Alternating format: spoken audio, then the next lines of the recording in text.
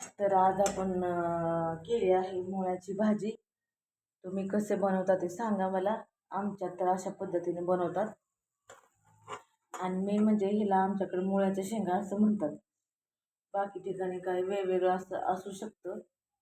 मी आपलं नाही का लाल तिखट कांदा आणि मीठ थोडंसं टाकलेलं आहे. तेलात चांगलं परतून घेऊन मुगाची डाळ हे करून मस्त असं चणचणीत केलं आहे. तर तुम्हाला मुळ्याच्या शेंगा आवडतात का मला कमेंटमध्ये जरूर सांगा.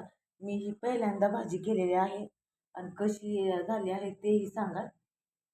म्हणजे वर दिसण्यावर तुम्हाला कशी दिसते ही भाजी नाही का. म्हणजे मला तर बरी दिसते. तुम्ही सांगा कमेंटमध्ये. लाईक करा, शेअर करा, कमेंट करा.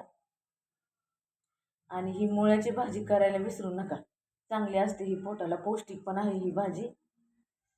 तर माझी व्हिडिओ बघत राहा, पौर्णिमा चॅनल हे पाहत राहा आणि सबस्क्राईब केल्याशिवाय जाऊ नका.